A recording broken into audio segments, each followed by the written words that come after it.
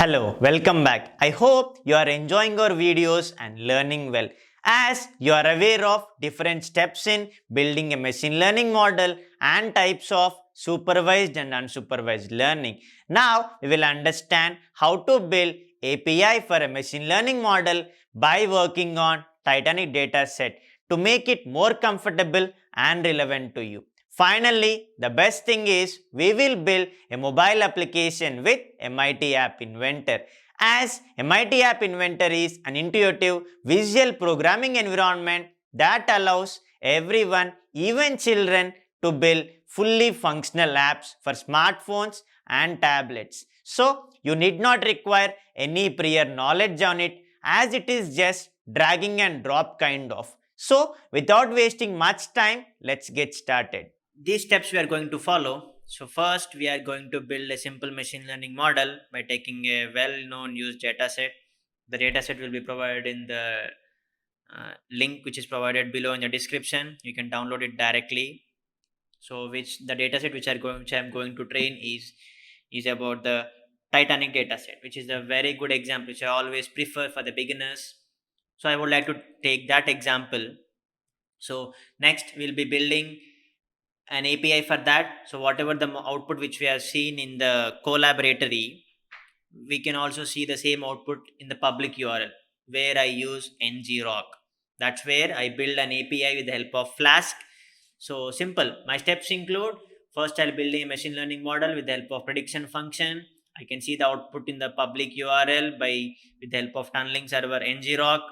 And finally, I give some JSON response with the help of same ngrok URL to my mobile app where I'll be using MIT App Inventor. So that's where I use MIT App Inventor. So what is MIT App Inventor and all the things we'll be discussing slowly. But our next target is to build a simple machine learning model. Okay, so first let's open Google Collaboratory, type Colab in Google browser. You can see Google Colab because you need not worry for any disk space or RAM processing. Google is already giving you some alternative where you need not worry about and you need not download Anaconda software into your system until and unless if you are working on that. So generally we prefer this kind of collaborator where I can share it to my friend or I can directly fetch the data from GitHub or I can make up my files from Google Drive and all the things. So I click on new notebook. You can see new IPYNB file is able to load now because our concept itself is making my .ipynb file to .apk, right, which is a mobile application where I'll be using .aia, which is App Inventor file. Right, so this will be your screen once you have opened your Google Collaboratory. You can see here connect where Google will allocate you some RAM size and disk space. It takes some time because if your internet speed is well and good, it will see initialization. You can see it has assigned you nearly 12.72 GB of RAM and disk space is 107 GB. We can easily use it as most of us will be using Gmail, right? So we can use Google Collaborate. We need not install any of the packages. For application point of view, something like you need to go for ngrok, I'll be installing those packages. Other than that, you can easily go ahead. You can change your title. So my target is to build a simple ML model. That is I rename. You can download it with the help of say download IPYNB, download. You can go for this and you can also make it to GitHub. If you are using GitHub, save a copy in GitHub. So these are options. So now my task is to build a simple machine learning model, right? So I go for uploading my input data set. So I click on files, I click on upload. So my data set is on desktop. So I'll click on open. Yes. So this is how it will be uploading to your Google Collaborator. You can also mount your drive. Which is pretty much simple. Any one option you can use. Once your file is uploaded, you can directly read the file.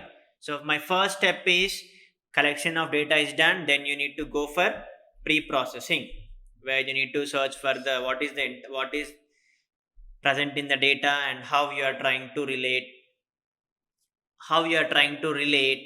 your data set to building a model, because directly you cannot build a mobile application without building a machine learning model, which is a very priority step. So my first libraries will be, I import my pandas. See, collaboratory has advantage of giving suggestions itself. So pandas is a data cleansing library. So for reading the data I use numpy, that is numerical python, because math library is different, numerical python is different. So math library doesn't have any it will have trigonometric functions, it doesn't have any statistical or probabilistic function, it cannot read data in the format of an array. So I use numpy.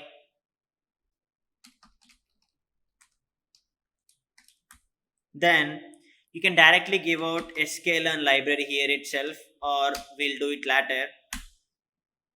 How? This is the first step of giving out the packages, right? So once you have done, you can click on this button, run cell, or you can click on shift enter, so that this cell has executed. You can see this one number, that means this cell has executed. If you write any error, you can see it will give you the error. So module not found, it will give you where you can search for Stack Overflow. So that's how it will give you the error, right? So the next step is you should read the data with the help of, I assign a variable a is equal to pd dot read underscore. See, pandas we will be able to read the data set from multiple format. That is the reason pandas is the analytical tool with the help of Python programming. So I go for read underscore csv, because that's my csv file. What is the file name? Titanic.csv, right? So that is my file name, and if I want to see the content out of my file, I can give a dot head, any variable name. So head will give you the top values. I can see my top 5 values. So Titanic, so this is a well-known data set, because most of you have watched a Titanic movie, where my target is to predict how many of them are survived and how many of them are dead. So this is my data set, which includes passenger ID, survived, P class, name, their gender, age, whether they are having siblings or spouse, parents or children, ticket or fare,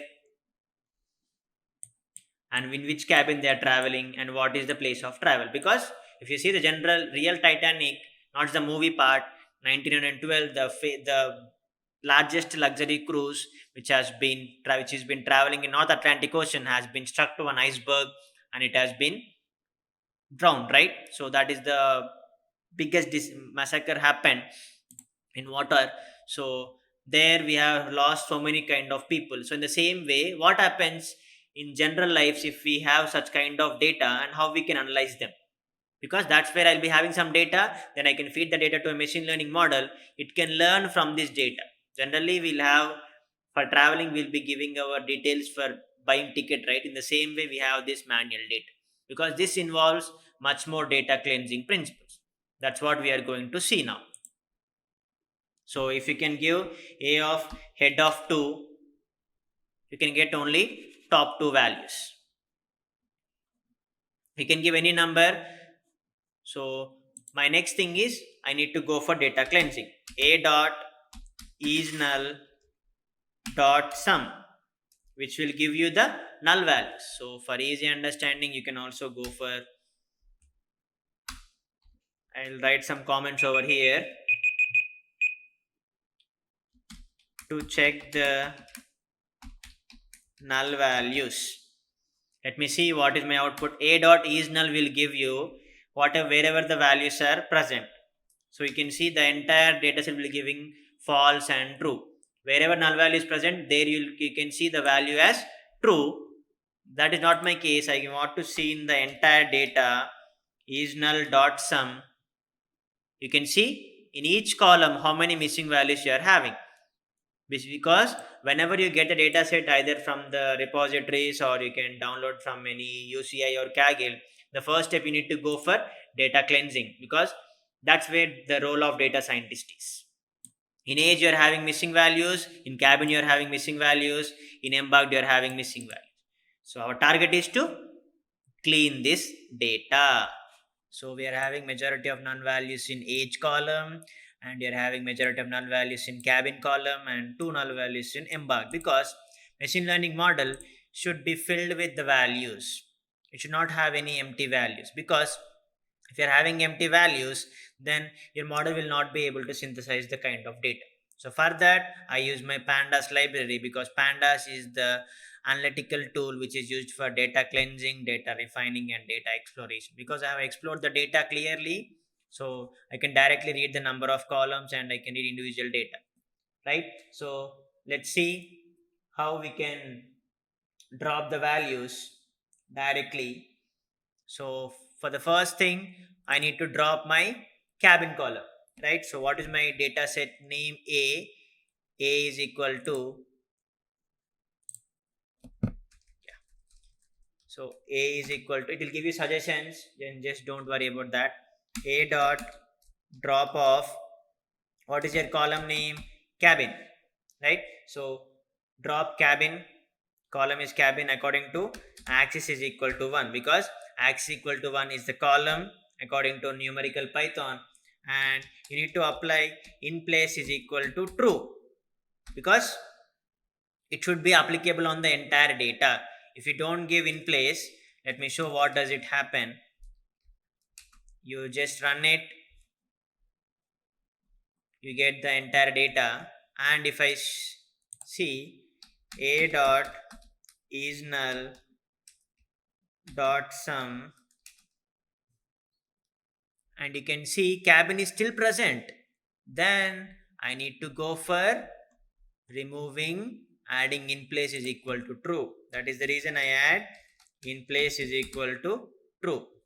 In place, that means this column will be entirely removed from the data. Now it is done, and let me prove it here. A dot is null dot sum, see, cabin has been removed directly. So cabin has been removed. You can see cabin column is not present, because I don't consider cabin. I cannot take the entire data for my modeling, because your data should be clean. It should consider majority of features. So for survival, I need to have some passenger class, their gender, and from which place they are traveling, and whether they are having siblings or spouse, whether they are having parents or children. So that is my target. I need to make sure as it is. So once it is done, then what is my next target? I need to fill the values. I need to fill the values of age column, because I cannot drop the age column directly, because age plays a very clear role in doing prediction. So I give A of, what is your column name? Age. A of age dot, you need to fill the null value. So for that, you're having a functionality called as fill NA. Fill NA of, what is your column data? A of, what is your input? Age. You need to fill it accordingly with the help of, you can fill it with 0 values or anything, but I'll fill according to mean of the data. What is mean? Average of the data. So that I can, wherever I'm having 177 missing values, these values should be filled over there. So then same, in place is equal to true, that means it will be applicable on the original data. In place is equal to true. It is done. Now again you can check it. A dot, for every step it is not necessary, but for clear understanding I'm checking once again. A dot is null, you can see age values are filled.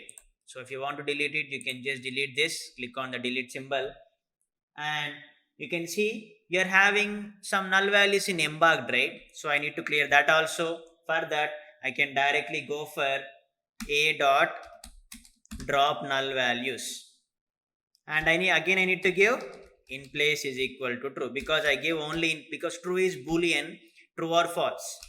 A dot drop null values. Now final check. where you can check it clearly. A dot is null dot sum. Yes, so you can see your data is entirely clean. That is how the first step of, the second step of machine learning. That the first step is data planning is done.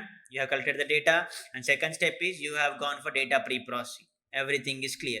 But clearly, I can make some more conclusions out of it. I can arrange sex, I can arrange p class, and I can arrange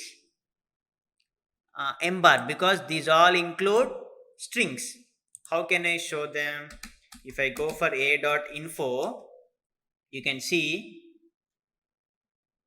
8889 non-null values, integer, integer, integer. Name is object, so I don't consider name at the end. Sex is object, object in the sense that is string.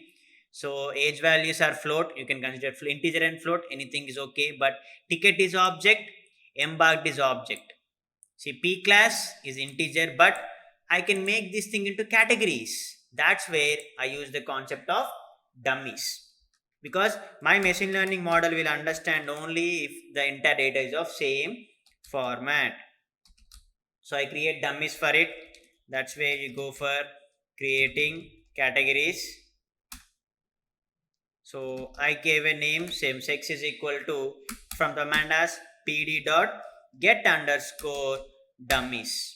You can go for label encoder, one hot encoding, converting your numeric text into categories, into ones and zero and ones. But I'll be using simple get dummies method to create categories. Pd dot get underscore dummies of, what is your column? A of sex. Make sure you write the column name correctly. So sex is the column name, and let's just see what are the values you are getting. Sex dot head, I'll see first two values. You can see a new data frame created. That means the first person is male, the second person is female. So I can have any one column, right? So what do I do here? I go for drop underscore first. You can see the suggestions over there. We need not include all of the methods in that. We'll be using what are the required things. So drop underscore first is equal to true. That means only one column is present. First one is dropped. So in the same way, let's create dummies for the other columns. I can use the same thing. For what I can create for passenger class, because passenger class is also including categories, right? So same, I can drop the first one, pcl dot head of 2. You can see first one is dropped. That means first person is traveling in third class, the second person is traveling in first class, right? So the same thing I can create for place, that is embarked, because I want to make my data pretty much cleaner. That is the reason I'm making categories. Embarked, same, embarked. Embarked dot head of 2, you can see QS, because the ship is traveling from Southampton to New York City. So the first person is traveling from Southampton, and the second person is here. If it is 0 and 0, that means he is traveling from Chebog. C, Q and S. Those are the three places the ship is being traveling from. So I gave embark dot head of 2. That means your string has been converted into numerics. P class already string, but only zeros and 1, because here we are using binary classification. Your target is survived or not survived. You can see from the data set. Survived is 0, means that particular person is dead. Survived is 1, that particular person is alive. So that's what you need to understand here. So I created new data frames. What I need to do? I need to combine this with the original data. So I give my original data. A is equal to pd dot concatenation. That means you are combining. What are your columns? You can directly give it in the format of a comma, which is your entire data, sex, which is your column, new column, comma, what is the other one? PCL, and the other one is embarked. It'll give you suggestions, just click on that. So A comma sex comma PCL comma embarked, and these are axis is equal to 1 because axis equal to 1 includes that is column, right? So let me see A dot head of 2. You can see this one, it is arranged to the original data, right? So male 23QS you are having. So 23QS, that means you are being taken from passenger class P class, and place you can see embarked SCQ, that I have converted it into Q and S. So you need only in the format of numeric, that is zeros and ones. Then what do? You clearly drop the remaining columns. So this is how I clean my data. I can directly go for A dot drop of. I want to drop the original columns sex, comma, the other column embarked, and the other column P class. You should write as it is, just don't make any mistakes in that. So P class, comma, name, comma, you can go for ticket, comma, you can, so I want to drop ticket also because ticket is also including some other strings and numeric. I don't consider ticket because I need to have some very important features. So I also drop passenger ID. You can include passenger ID, but that is not essential because it includes the serial numbers directly. So I'm trying to drop all these things. So if you see the clean data, you'll understand why we have done. Why it is not happening? Because I did not give in place is equal to true. That's the reason in place play a very key role. See, your data is clean. You're having only age, survived is your target, age, siblings and spouse, parents or children, fair, male, 2, 3, QS. Right? So this is how your data is clean. That means data cleansing is done. So the next step is you are trying to build a machine learning model. That's where the third step of model creation, model validation, and model evaluation comes into picture. Right? So let's go for it, for creating a machine learning model where you need to split your data into X and Y. So that's where I go for training and testing data, because everything started with line equation y is equal to mx, because y is your dependent variable, x is your independent variable. Something rainfall and crops only depend on rainfall is not dependent on crops, right? So that's how general examples will lie. So I give x is equal to a dot drop of survived, comma, axis is equal to 1. So this is how you take your x input, and y is equal to a of survive, right? So x is your input, y is your target. So that is the reason in x I am giving a dot drop of survived, x is equal to 1. In y I am giving a of survived. I am not giving in place equal to true, because if I give in place is equal to true, you cannot fetch the survived data into y category. That is the reason I am giving y is equal to a of survived. Then you start importing the functionalities from sklearn library. From sklearn dot model selection, you go for importing train underscore test underscore split, because you should split your data into training part and testing part. That's where our key factors comes into picture, right? So this is how you have built a simple machine learning model. Simple data cleansing libraries which have used pandas, and you have split your data into x. If you see x, you have your input data all including except survived, and if you go for y, you can see except only survived you will be having, right? So X is splitted, Y is splitted. Now you go for splitting the data. Splitting the data. That is, data is nothing but the splitting the training set and testing set. So I define my X part into X training part and X testing part, because why should you go for training and testing? Simple example I always tell, which we always do. See, once you are into schools and colleges, you'll be having some academic learning part, then finally you'll write the exam, right? In the same way, we need to train the part and we need to go for testing. That is the reason train, test, split. You are splitting your input X comma Y, and the splitting should be accordingly with the help of 70s to 30 or 60s to 40 general split ratio. You should train more part. The entire data includes nearly 890 values, right? So 890 out of 890, 30% I am giving for testing. So that's where you go for test size and random underscore state is equal to 1. This is how you have given, right? So this is how you have split your data into training part and testing part.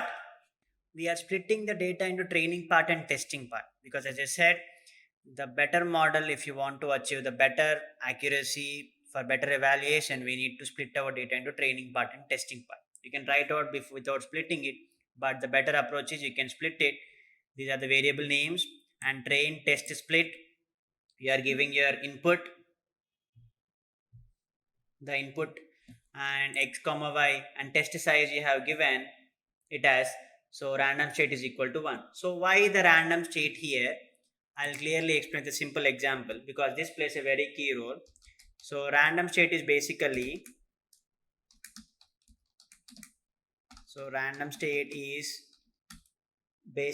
used for reproducing the data, reproducing your same problem every time. That means if I run my model and I leave it, if I again reinstate without giving random state, I get different set of values. So what happens if you get different set of values? You may change your accuracy. If it is increasing, that is very good. But if it is of decreasing and increasing, it will lack some consistency. That is the reason random state is basically used for reproducing the problem same every time. Let me provide with a simple example.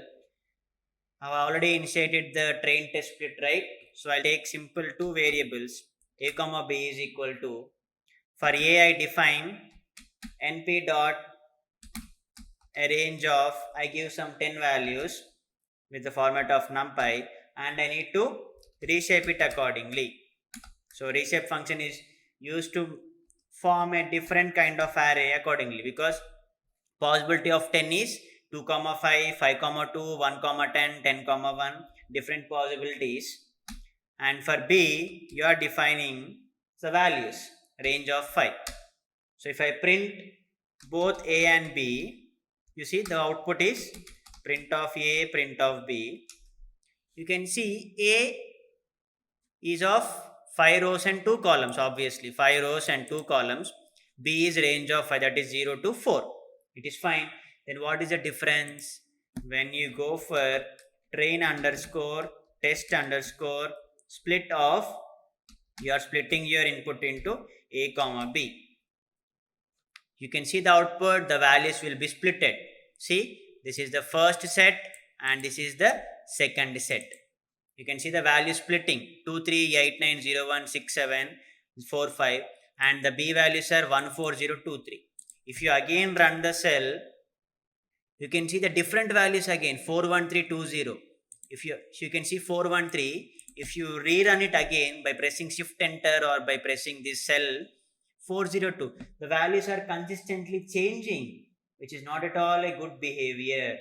Then what I will do, I'll go for assigning a parameter called as random state, a comma b comma random state. You can assign for any value, but make sure you assign a value and you did not change it.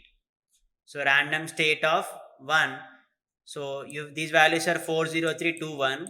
If you rerun it again, the values you can see those are not changing. That is the reason random state will reproduce the data same every time. That is the reason I have given random state is equal to 1. That is very important in machine learning. Then once random state is done, then the next step is you need to initialize your model. What is your model? This is a binary classification, right?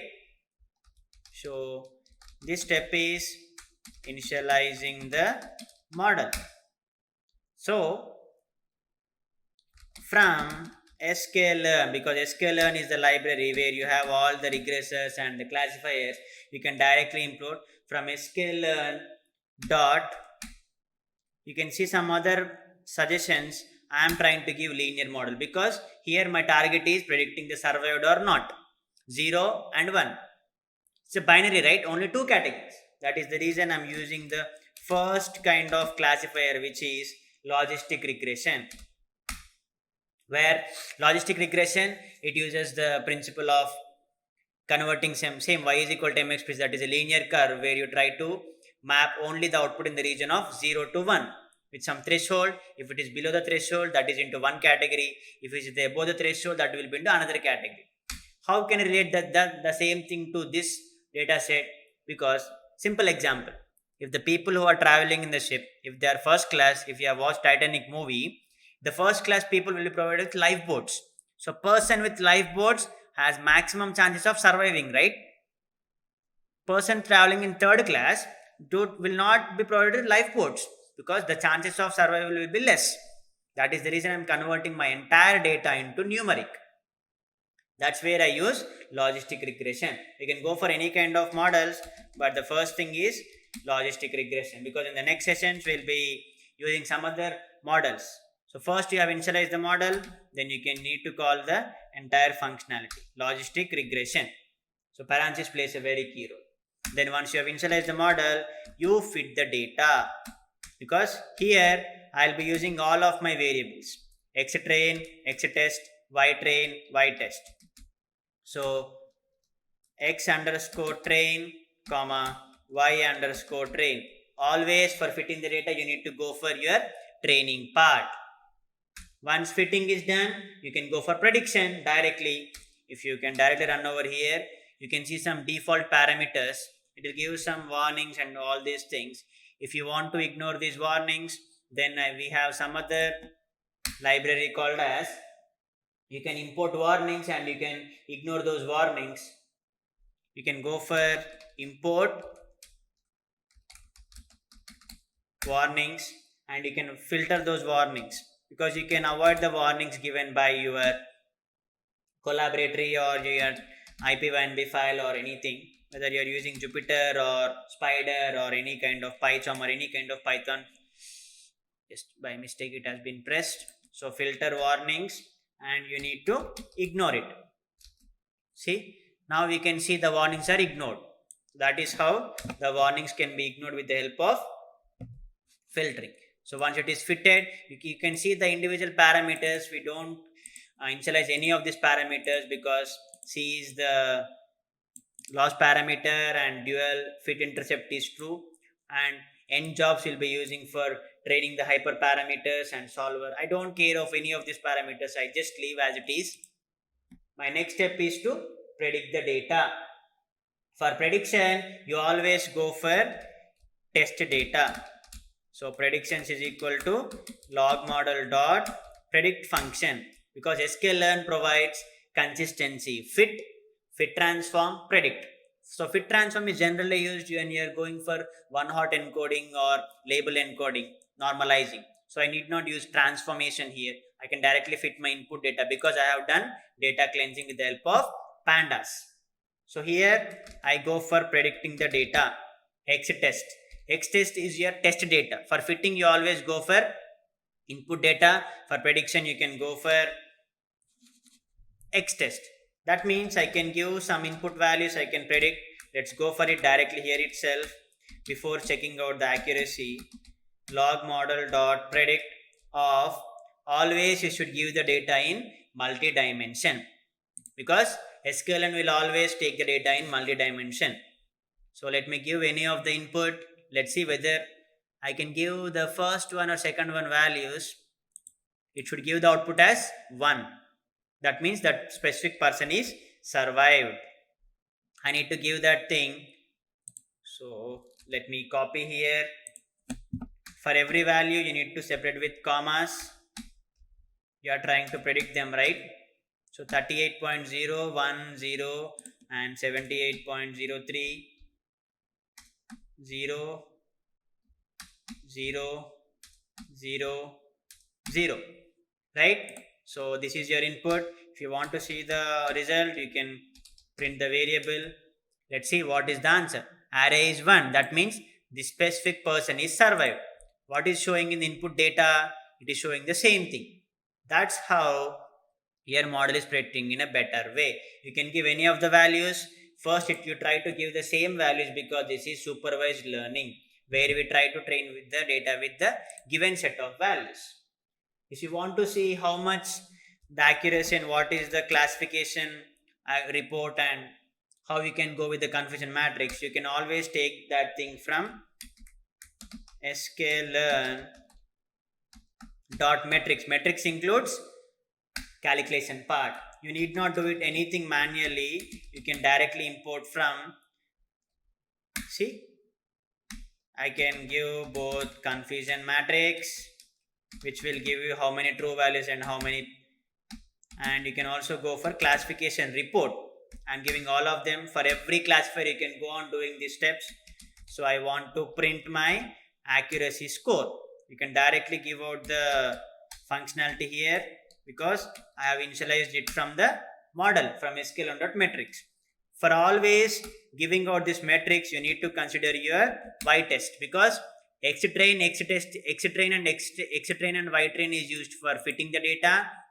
For prediction you have used x-test, and for accuracy you will be using y-test.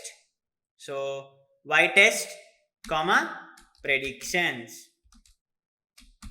right? So this is your input, and when you print it, you can see, so it is giving you some error over there.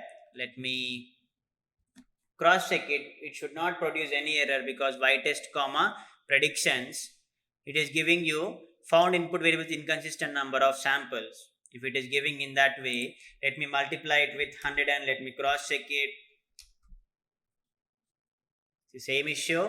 Then what I can do, I can directly give, instead of giving this, I can go for log model dot predict of x test, right? Sometimes it may produce the inconsistency of values. No issues with that. You can directly give you the input array, because sometimes it may take the entire data, and sometimes it may, because you are giving the predictions here and you are giving some values, instead of directly giving, you can directly give log model dot predict of x test, or you can directly give predictions. No issues with that. See, into 100, that it gave you 83% of accuracy. That means you can calculate the accuracy directly with the help of confusion matrix. So for confusion matrix also, you can use the input as y-test and log model dot predict. No need to give 100, because accuracy is the percentage of calculation. Let me close the braces. You can see 144 are true positive values, 78 are true negative values, 22 and 23 false positive and false negative. If you 144 plus 78, if you add them, you get some value. That is 144 plus 78 is 222, and if you divide 222 with 144 plus 22 plus 23 plus 78, that is, I guess, 267. So 144 plus 22 plus 23 plus 78 is 267. That is 30% of 890.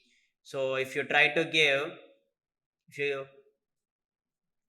do the average, 222 divided by 267, you get the same output, because accuracy is true positive plus true negative by summation of all the values. And if you want to see the entire result, you can go for classification report, because it generates the report classification underscore report. It will give you all the values. What is your accuracy? What is your precision? So out of this, 166 people are dead, 101 people are survived. 0 indicates not survived, 1 indicates survived. It has taken 267 values because I gave my test size as 30%. So finally your accuracy is 83%. Support will give you the average of values. Precision, you have the formula. Recall will give you the sum of true positive by all the values, and F1 score will give you the average of arithmetic mean of precision and recall, which you have all the formulas in the PPT, which will be in the description provided. So that's how we can get the total number of survived people is 101 and total number of unsurvived people is 166. If you try to change the test size, you can observe the better values. But the best splitting is 70-30 or 80-20. 80% of training data, 20% of test data. That is how for every model you can generate your accuracy score. Generally the accuracy score will be, if it is 60 to 70%, then that your model has learned in a better way. You cannot expect 90%, 100% clearly, because we are doing predictions. The more amount of data you feed, the more it learns. In general cases, you'll be having data in lakhs of values. For that, you'll be getting nearly 60% to 70%. That means our accuracy is good, right? This is the simple steps you'll try to build your simple machine learning model. So once our model is done, we need to build a simple mobile app for that with the help of this machine learning model. These are the steps where you add some more hyper tuning parameters, where you go for cross validation and all the things. Other than that, you first take your data, you go for data cleansing, then you initialize your model, then you call your training and testing data, then you split the data, then you predict, then you get the metrics, accuracy, confusion matrix, classification report. Then based on the input data, you can segregate whether your data is better trained or not. If you try to give other values, okay, it will learn. But if it is again out of the values, then that's where you need to go for hyper tuning the parameters. So at present we are getting pretty good results, and that is fine. Now my first step is done, building a simple machine learning model with the help of Google Colaboratory. I did not install any packages, I have directly used them. If you are using Anaconda platform, then directly you can use any of all of these libraries. But if you are using simple Python IDLE or PyCharm, you need to install all those libraries. That is the reason, if people who are working or interested towards machine learning or data science, I suggest you to use Google Colaboratory and Anaconda platform for your environments. That is the thing. Now I need to build a simple API for this, right? So generally Python provides Flask and Django frameworks. So even though if you go with Flask and Django, Flask is where you go for testing, which is only into uh, production, not into development. So in development process, you go for Django. So in both the things, you provided the localhost URL where you can run in your only system. But in today's session, I'll be introducing you to this ngrok, where it is a secure introspectable tunnels to localhost. That means you can expose your models or any kind of applications in public URL. That URL can be opened anywhere throughout the world, and which is very very secure. Until and unless your model is going to run, your public URL can be opened anywhere. But with the help of Flask and Django, you cannot do that thing. Django into production part, where you can Django is into, generally you go for macro frame, that is a macro framework, you go for live hosting and all the part. Even with the help of Flask also you can do, but my aim is with the help of simple Flask API, I want to use this ngrok tunneling so that it creates a tunnel. That means you can give out any kind of host, and you can see majority of these are using, right? So you'll be using ngrok to host your simple machine learning model. So first you need to install that, right? So for installing any kind of packages in Google Colaboratory, same, but you will be using this exclamatory mark. I'll go for installing pip install flask hyphen ngrok. Just press shift enter, it will install. See, it is giving requirement already satisfied. If you are using the new user to collect the data, where you can have this server and URL libraries for extracting the data.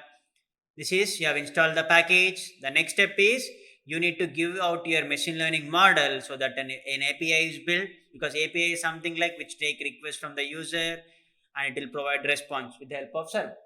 Right? So simple. You can consider API to a waiter in a restaurant. Waiter will take the request from the person. He'll give the same response to the kitchen. He'll take the order from person and deliver in the kitchen will deliver your output, and the waiter will give the output to the person. So continuously he'll be moving from person to kitchen to person, right? Same way API is something like it acts an interface between your user and the server, right? So let's build a simple API where you can follow the same steps. So from flask underscore ngrok. See, from flask underscore ngrok, you need to import run with ngrok, because I need to run with this ngrok package. Basically, you install ngrok. That's the flexibility of Python. You can interlink to anything.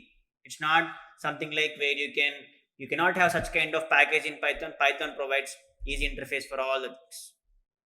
Then from flask, you import the flask library, and whatever the data you can see, that is into JSON format. So you also take it up with JSONify, because if you're having multiple kind of categories, you need to go convert it to JSON format, because JSON is nothing but similar to dictionary in your Python.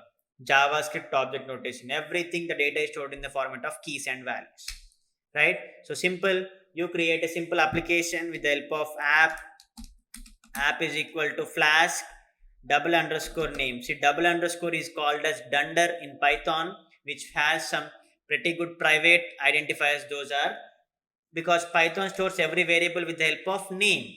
I want to use this application as a simple Python program, not as a module, because if I want to use this as module in place of name, right, the module name will be replaced. I don't want to use this, right? I want to run this simple application with ngrok. See, Python is simple as English language. I'll be using same run with ngrok. So this is for this makes your it starts ngrok with, I mean when the app is running. When the app is running, run with ngrok, right? So you need to give routing, right? Because if I click this thing, you can see slash product. This slash is nothing but routing. If you go for pricing, slash pricing, slash is nothing but you provide routing for every time.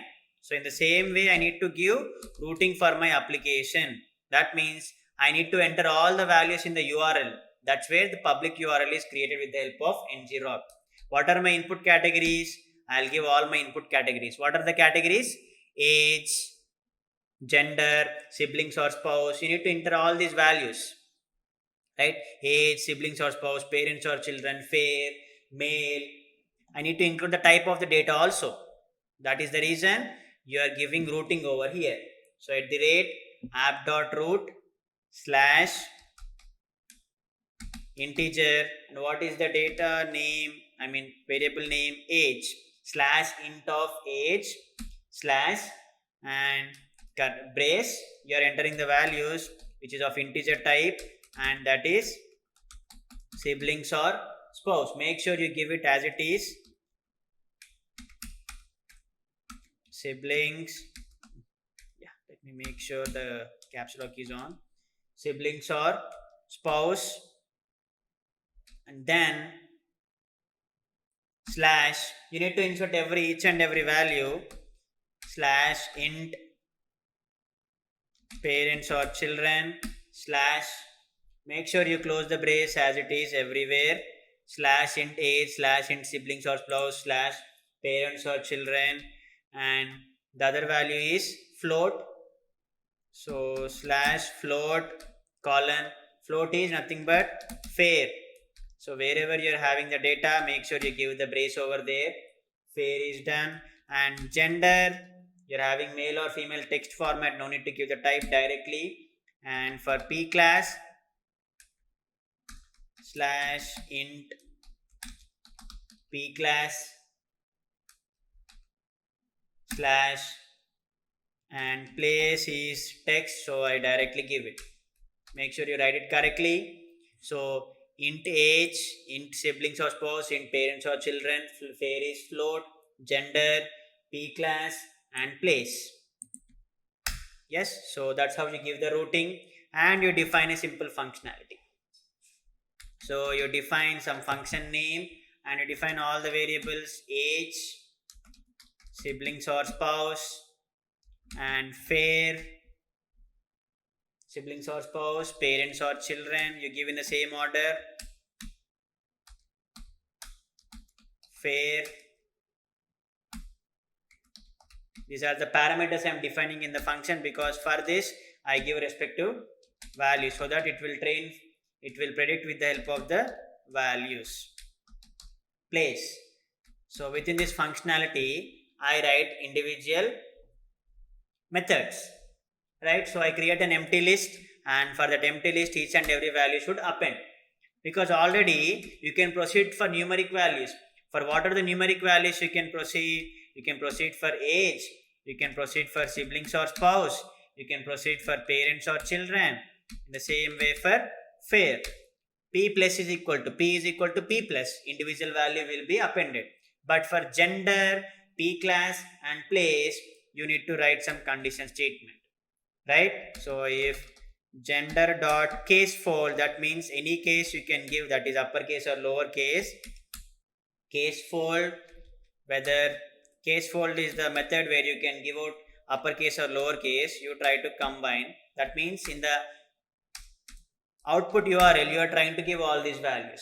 So p plus is equal to 1. If gender is male, that should increment with 1. Same else condition, else p plus is equal to 0. If gender is female, the value should be 0. In the same way you can go for if p class is equal to, because I am giving combination, if the person belongs to second class, the value should be updated with p plus is equal to he belongs to the second class. Elif, because I have 3 classes, right? So elif, again you write your condition, p class is equal to 3. What does that mean? That person will belong to third class. P plus is equal to 0, 1. 2 combinations.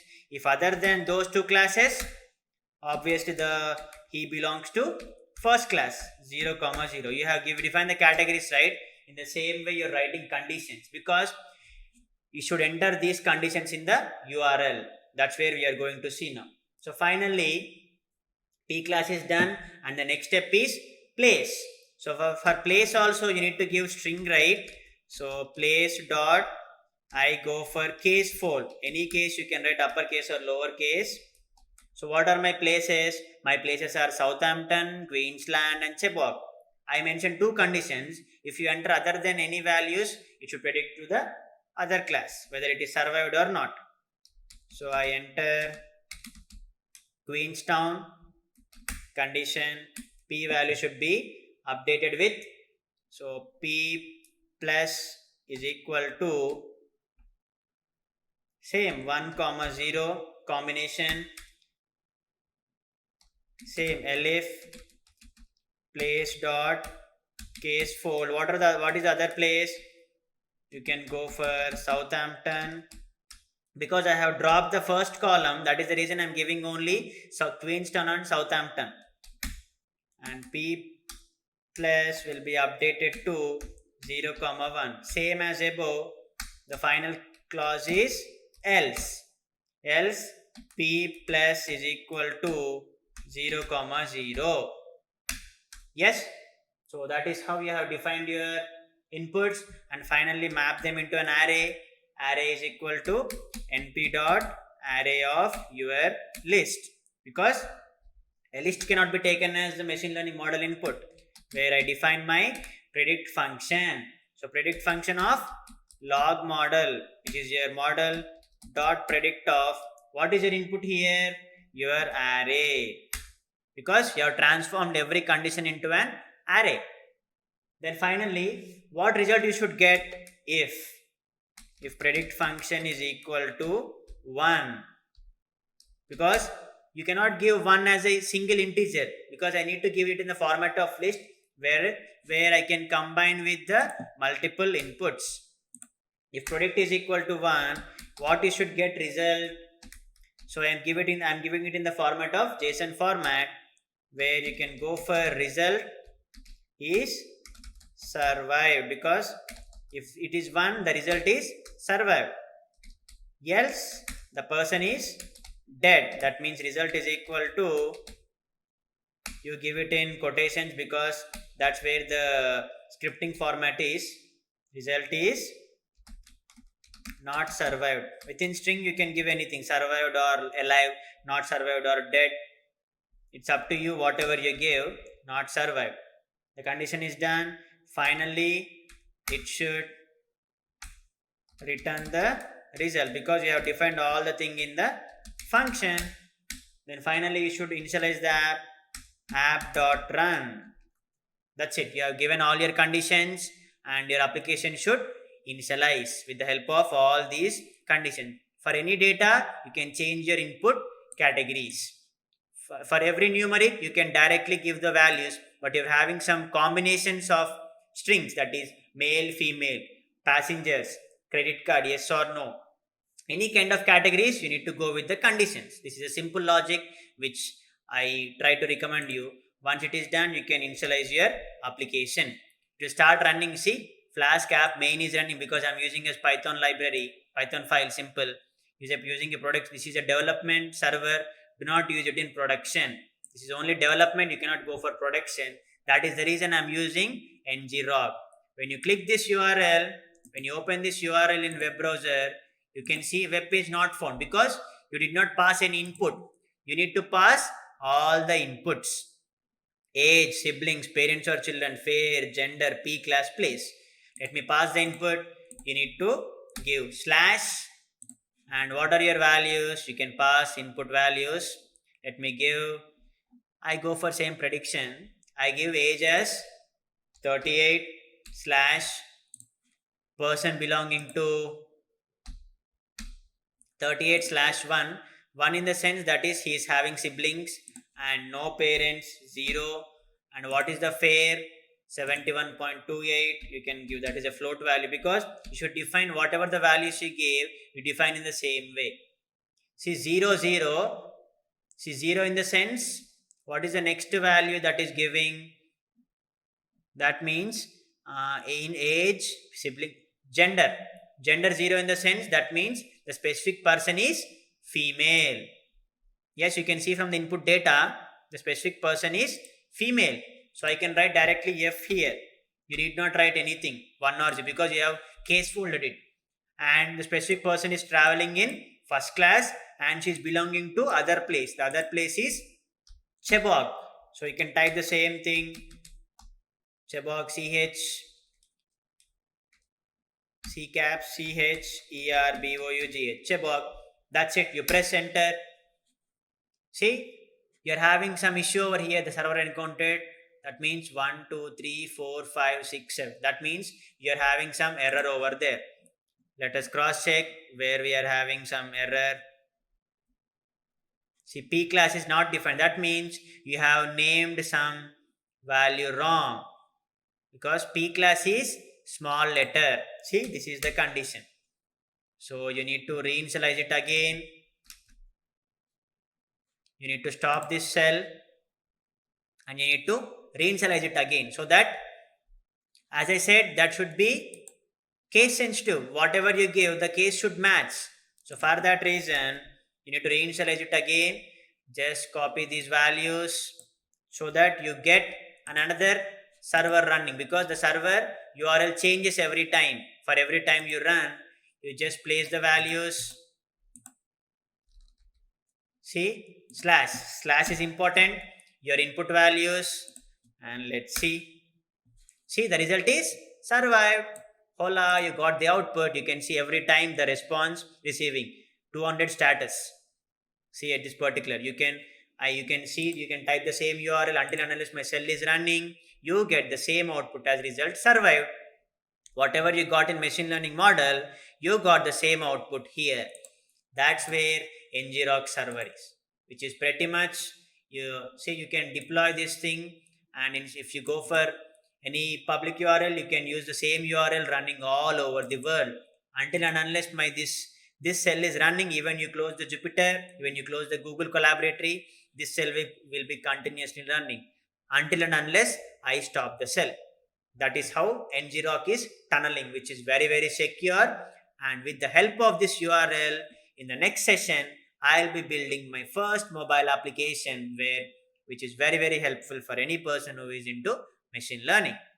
So in the previous sessions, we have seen how we can build a simple machine learning model with the help of our simple Python packages, where we have cleaned the data and we have finished the procedure, and then we have used how we can build an API for our machine learning model, and we also see the output in our URL with the help of ngrok. That's where you go for deploying applications in the cloud, where you can go for testing purposes. So finish the first step.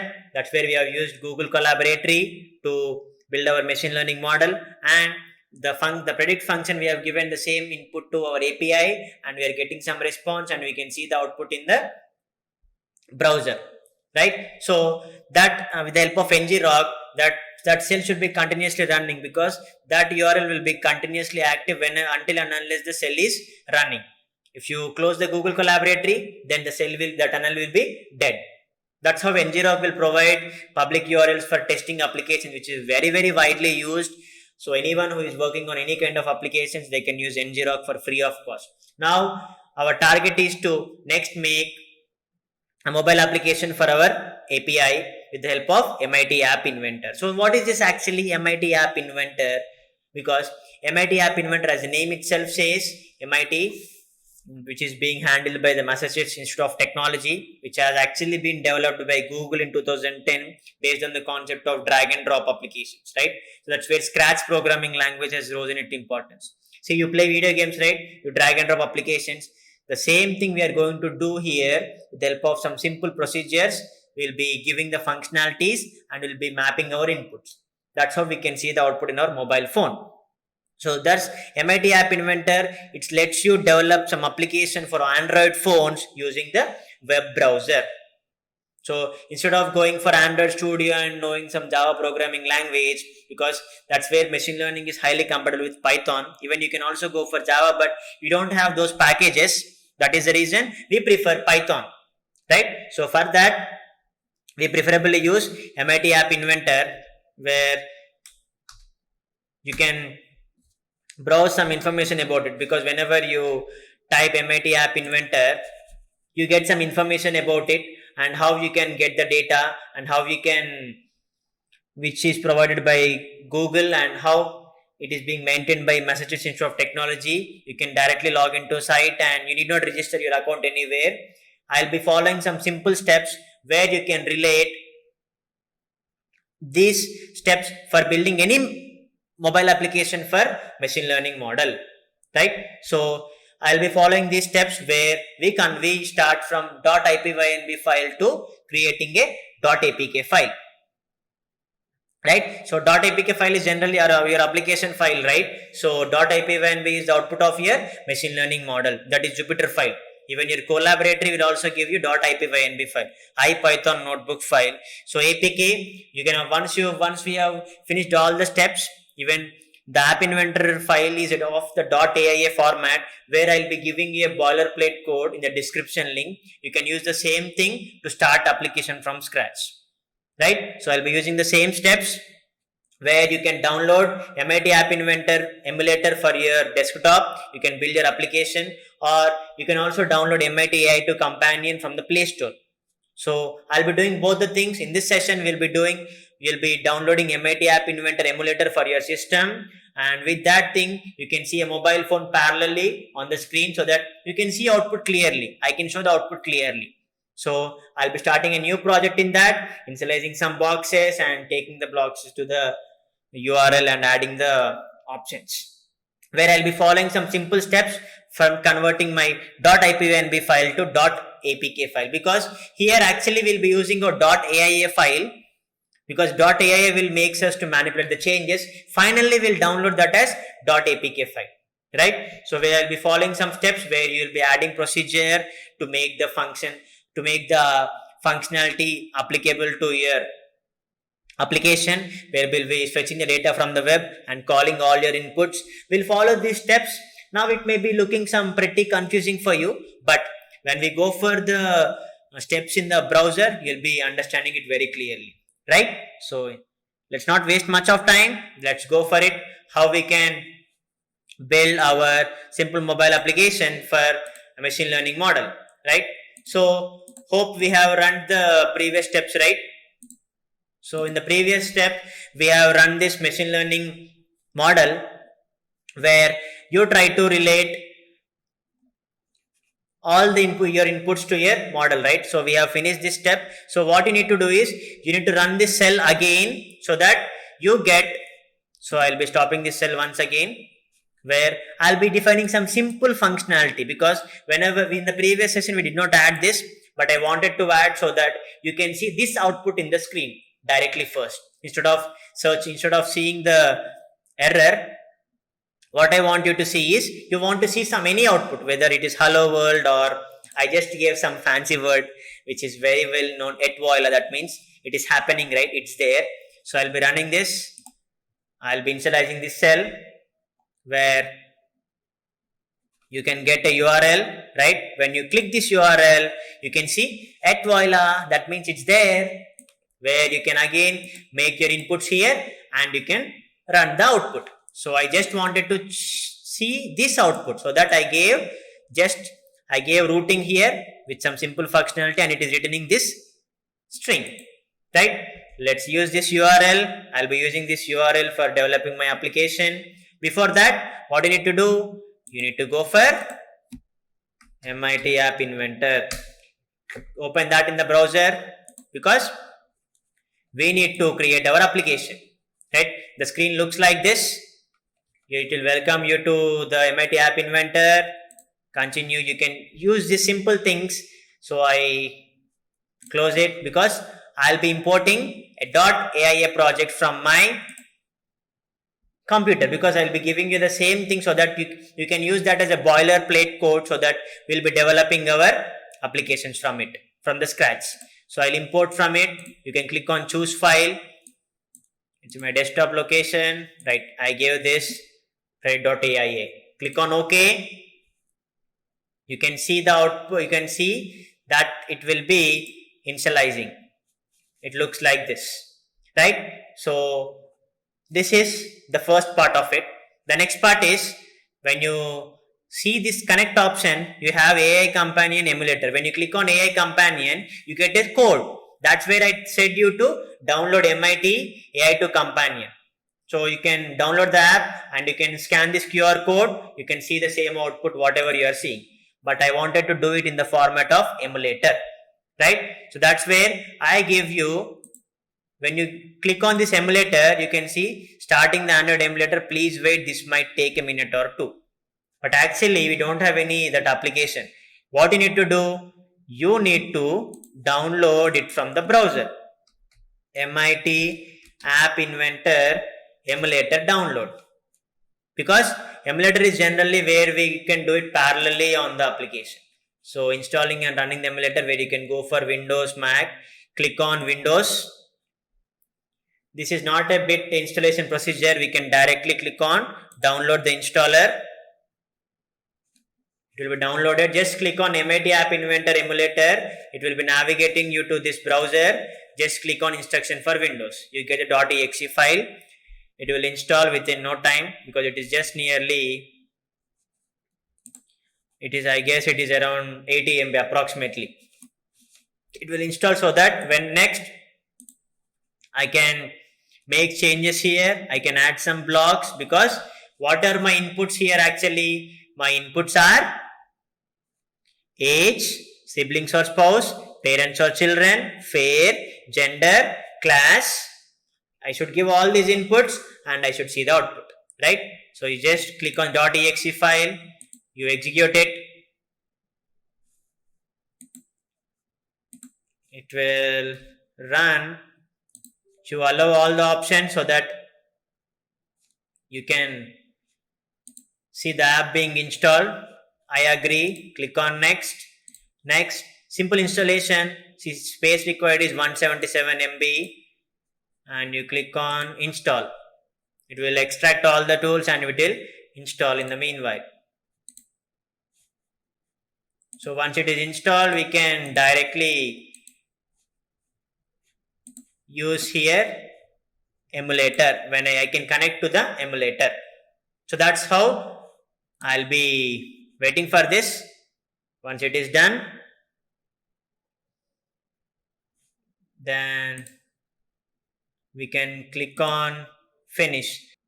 Click on emulator, right? So it will start the connection. You can see one more prompting screen appearing here, and you can see the Android app here. It will take some time. We need to wait for it. We cannot make any changes here. Once we are connecting, it will take some time to connect. We need to have some bit patience here, because in the process of connection, we cannot make any changes here. It will ask some updates. It will take some installation, because the advantage of emulator is, instead of going for companion, we can make the changes parallelly here. You can do in both the ways.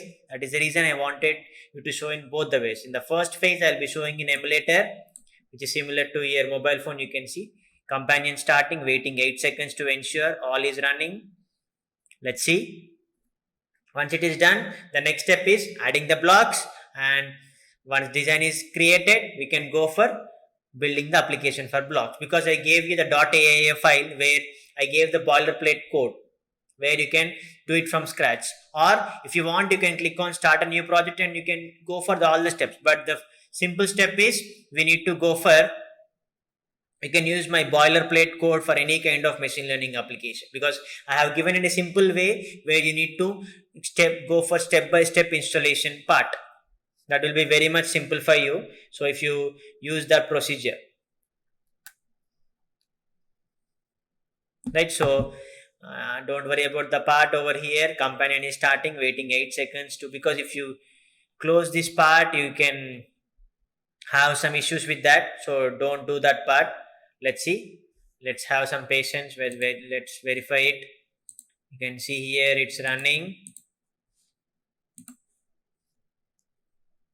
Companion starting, waiting 7 seconds to ensure all is running, because we cannot make any changes here. We can, these options, when we click on this, we can go to home, java.initializing download. Let's wait. App inventory is unable to keep. Just let's keep trying it. Let's try for it. It may take some time, but for sure you'll be getting the output, because where we can try to make some connections. Once it is done, when we are good to go, we can add the blocks and we can make changes.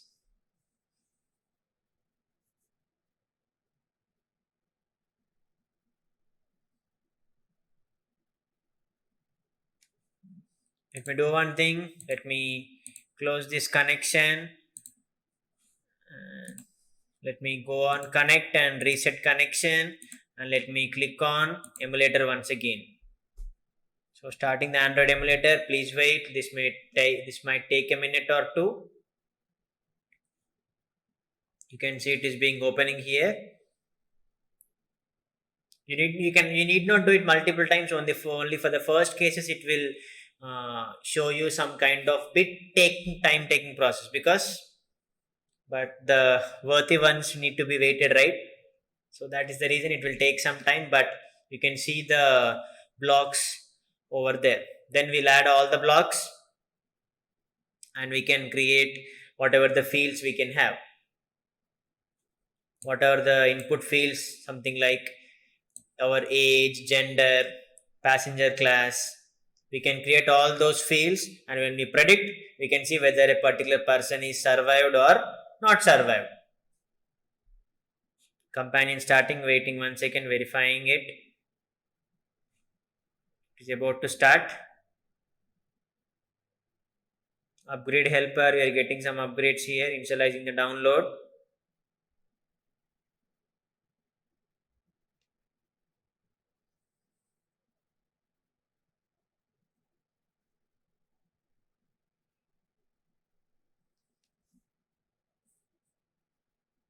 Once it is done, we can, yeah, it is about to finish the thing.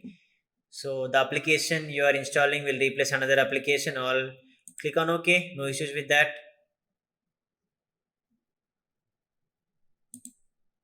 Click on OK. Click on install your location. Just some simple AI application, AI2 companion, right? It will take all those steps because it needs to migrate the same data. It needs to connect to your emulator. That is the reason it is taking some time. Don't worry whether it is giving you any kind of error. If you're getting any kind of error, you just restart the application once. That is the best thing. If you click on companion, then that is simple. You get a QR code. You can scan the QR code by downloading the MIT AI2 companion from Play Store. You can scan the QR code. Unable to connect.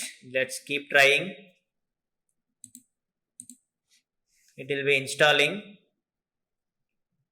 In the meanwhile, verifying that the companion is started.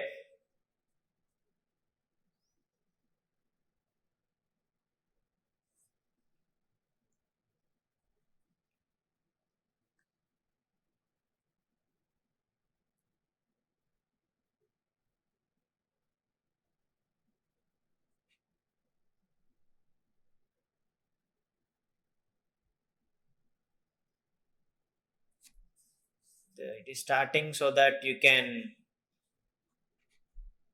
make sure once it is done, we can go ahead for clear steps. We need to have some bit patience because once we close it again, we need to restart it. That is the reason I am not able to.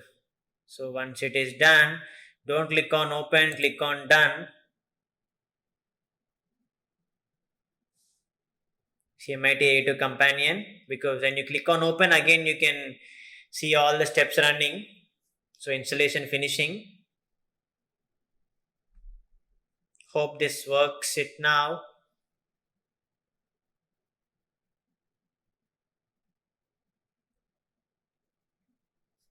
The installation is finishing because we are making connection. See if we're getting any connection procedure. Let's see. Instead of giving up, let's see for the final time. Or else we'll restart it once again.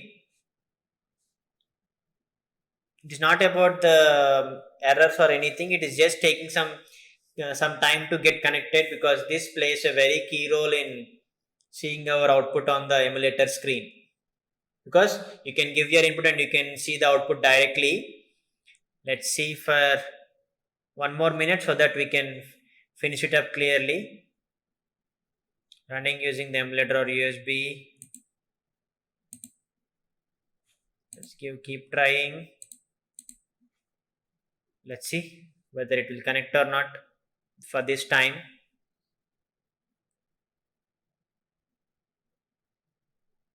Yep. We are good to go now. Let's wait for 1 minute so that we can see these blocks on this screen.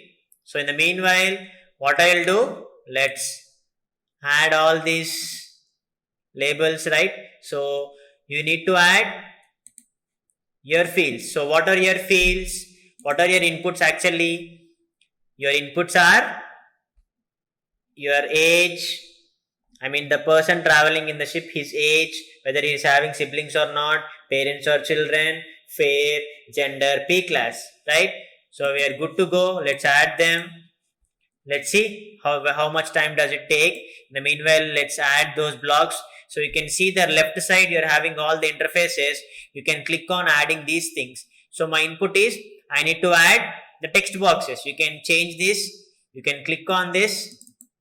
You can have the screen one. You can go to your properties here. So survival predict. You can go for Titanic prediction. You can click on it. You can see the same output change. You can remove this block. If you want, you can place it. Because if you're having n number of blocks, you can see the difference. Right? So this thing is enough for me. You can remove this or you can add the intro banners. See, it is done. It's clearly you can see here output over there. So based on these things, you can, because you need to wait some time. So when you click on text box, you can clearly add the text box here, one text box, because how many inputs you are having? You are having 8 inputs: age, siblings, parents, fair, gender, P class. 1, 2, 3, 4, 5, 6, 7. Right? So you're having 7 inputs. So let's go for adding 7 blocks. Add 7 text boxes. 1, 2, 3, 4, 5. Just drag and drop. 5, 6, 7. It is done. You can see the changes, same changes on this emulator screen. It will take some time, but you can see the changes for sure on this emulator screen. It will take some time, but you get the updated thing on the emulator screen. So in the meanwhile, what you can do, you can name these text boxes so that you can understand very clearly. Instead of text boxes, you can click on this text box and add rename. So what is the first field? That is age. So you can give some hint for the user, right? So he should enter the age, right? Whether age is the first value. Yes. So you have given hint. When you click on hint, you can press enter or click on the empty space. That means that is updated. See, these are adding one by one. Here I have added 7 boxes. Here you can see only 2 boxes. They'll be updating one by one. So in the meanwhile, let's add all the hints for all the boxes. So click on text box 2. What is the text box 2 field? Siblings or spouse.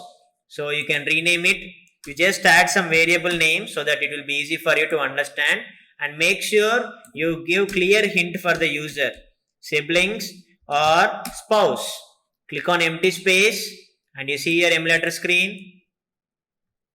It will take some time to update, but for sure it will be updated. Don't worry about that thing. In the meanwhile, let's make some changes to it. So text box,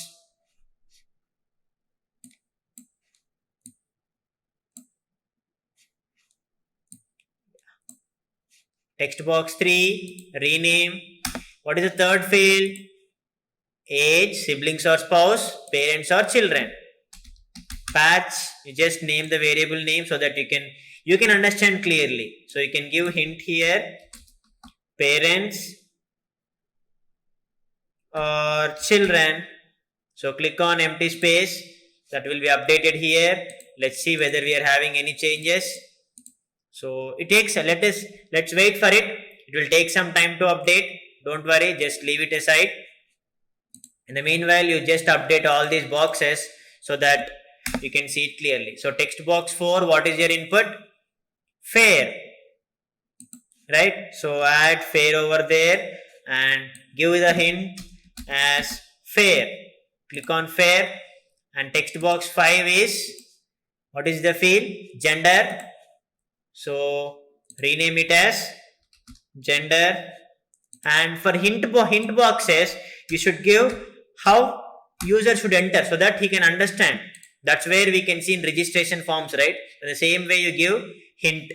So what is the 6th option? That is P class. So you can 1, 2, 3, 4, 5. 5 is done. So 6. So rename the 6th box. That may be anything. Make sure you understand. So P class, and the hint is whether it is class 1 or 2 or 3, so that user will understand. So finally, the last one is place, right? So place. So you give some hint here, whether it is Southampton, because whatever the place is, Queenstown or Southampton, you just give some name over there, Southampton or Queenstown, so that user will enter those values, right? So these are how the values are updated. You can see some gradual changes on the screen.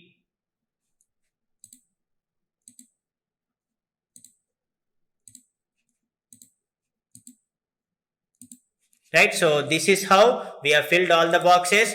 Now our next target is to, once the designing part is done, we need to give the functionalities. So that's where we give the functionality for predict function, and it should fetch the data, and you can see the output on the emulator screen.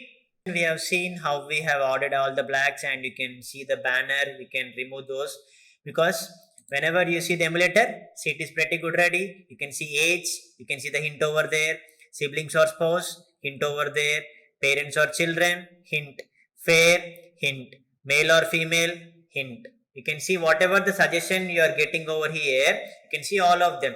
If you are having more number of inputs, you cannot see the output over there. In mobile phone you can see, but in emulator you cannot see.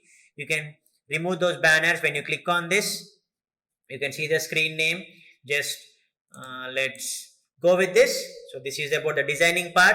When this is done, we are good to go for adding the blocks, right? So in these blocks, you are having this, whatever the boiler code I gave you, you can see this entire information is already present over there.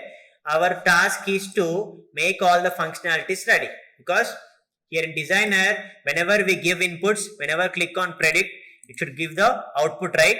So we need to give those functionalities in the blocks.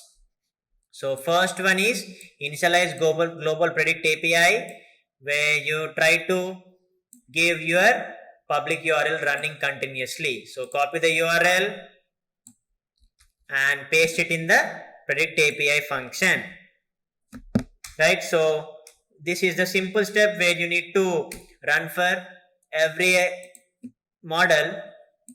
Once this is done, it will fetch the data, where you can change this any name. I gave predict API, you can give any name for it, because whenever you click on predict function, you should see the output, right? Whenever you are giving input, you should take the functionalities, right? So the next step is you should give the predict, you should click on the predict function. When click on predict, you should get the output. But before that, you need to add some procedures. So what is the procedure here? You can clearly see you should give all these inputs, right? That's where when you click on procedure, you can go for to do procedure. So in to do procedure, what is your step? A procedure that does not return a value. You can click on the setting symbol. You need to add your inputs. Input 1, input 2, because you're having 7 inputs, add 7 blocks.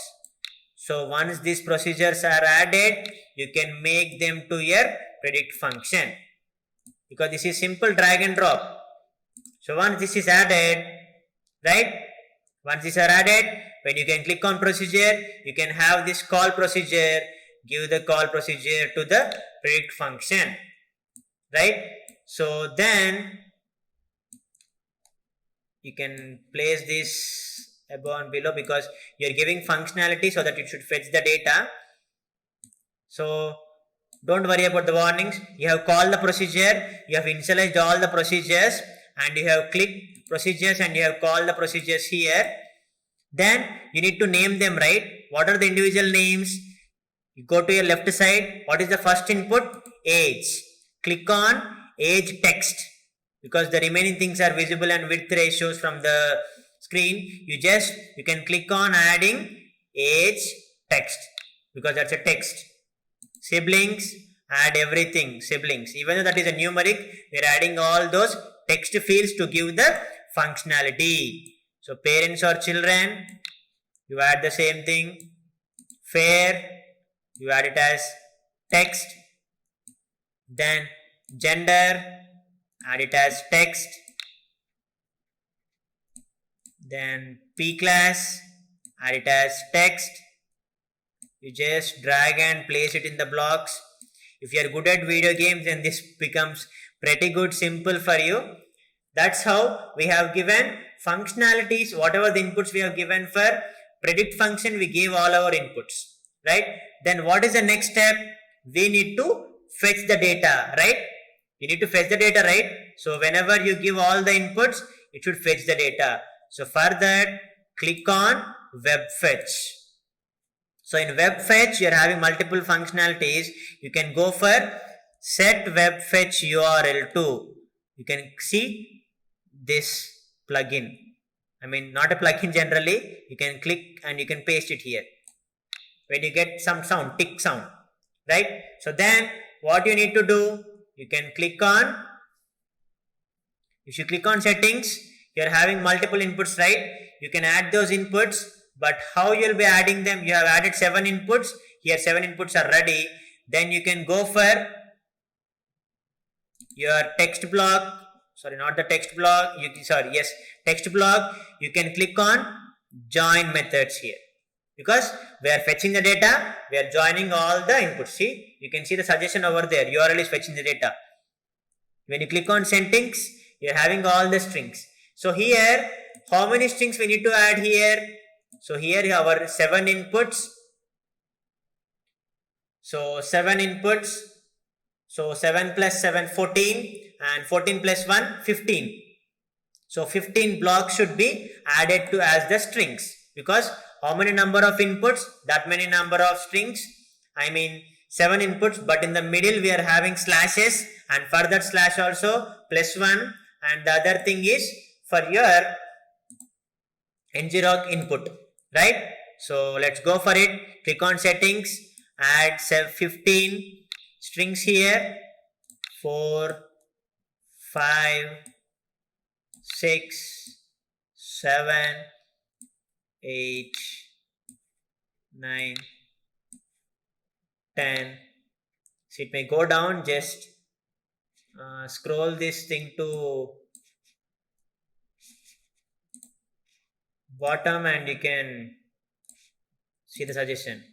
You can drag 1, 2, 3, 4, 5, 6, 7, 8, 9, 10. 10 are added. So more 5 to be added. 11, 12, 13, 14. Anywhere you just fill them, right? So this is how we are taking the data. What is the first one? You need to make sure we get the data. So how do I get the data? Variables.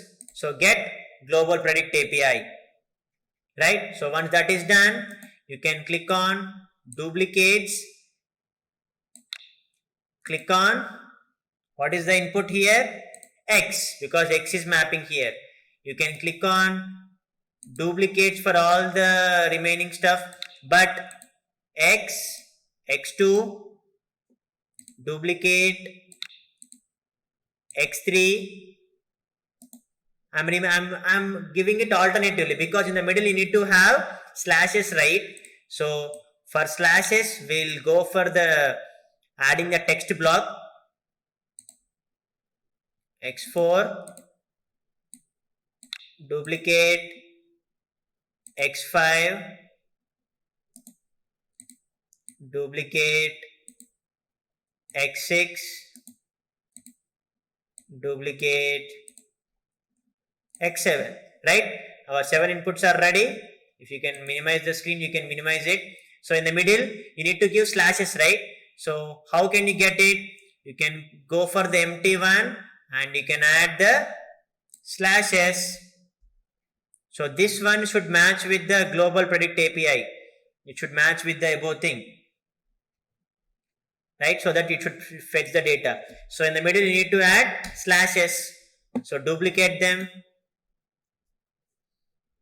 Duplicate, add, duplicate, add, duplicate, add, duplicate, add slashes, duplicate, add slash, duplicate, add the slash.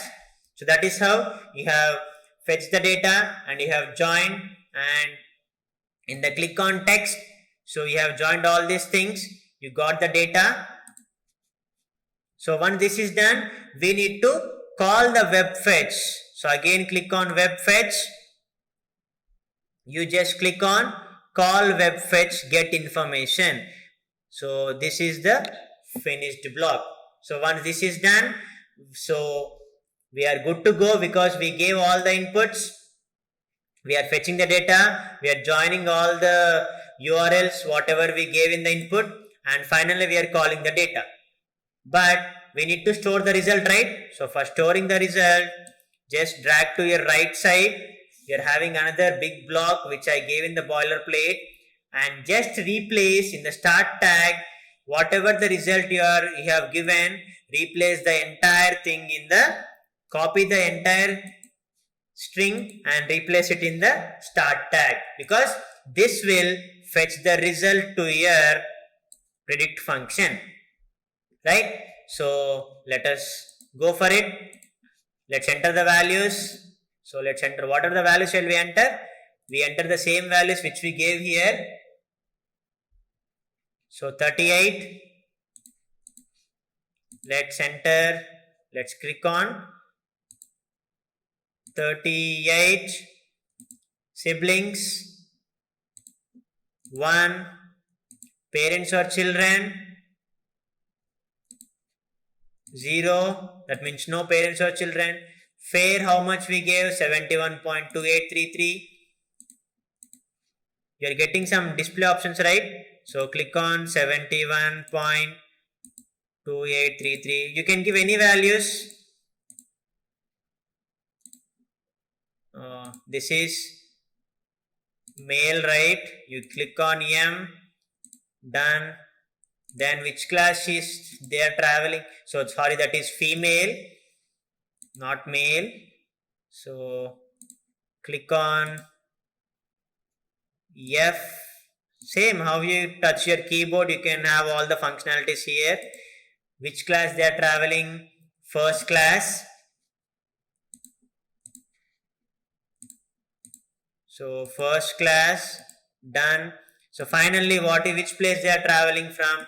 They are traveling from the place which is Chebok, right? So that is the place. So you write Chebourgh.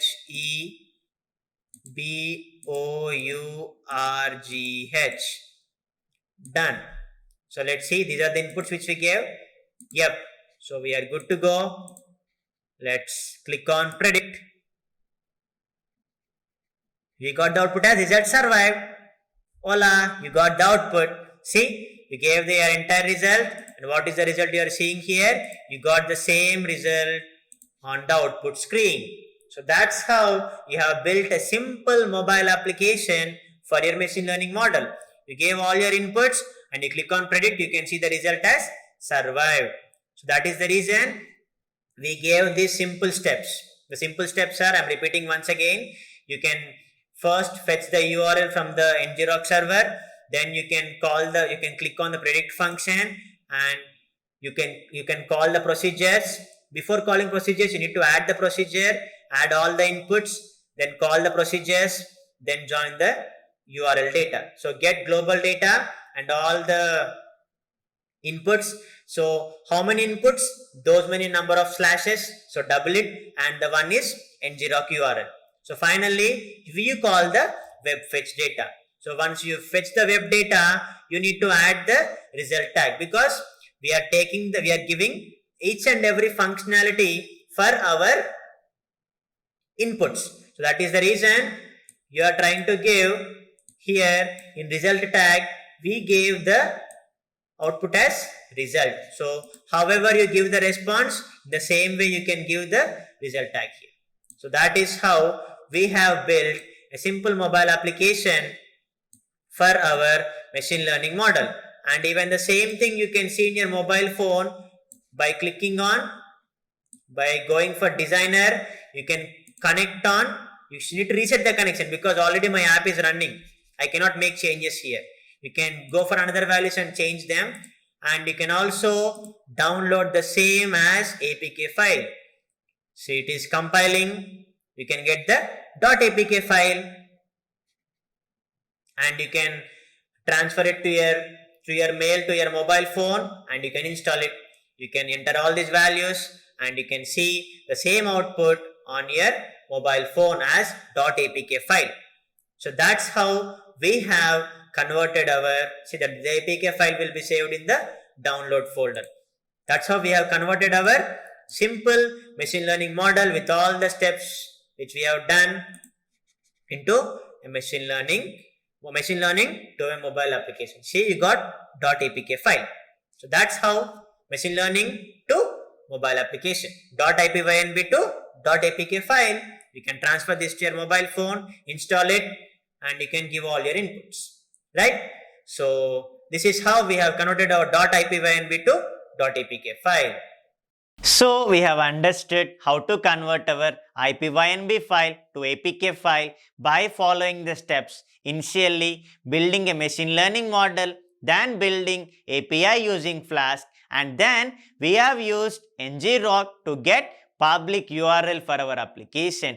And finally, we have also understood how to use emulator in MIT App Inventor, thereby understanding how to create every input box and see the result side by side. Once the designer part is done, we have seen how to add every block in the block section to predict the result. So, you can follow the same process to build a mobile app for any machine learning model based on the number of input features. I hope you have enjoyed watching it. If you have liked our content, please do subscribe to our YouTube channel for more useful content and exciting updates. Never hesitate to raise queries in the comment section. I'll be there to guide you.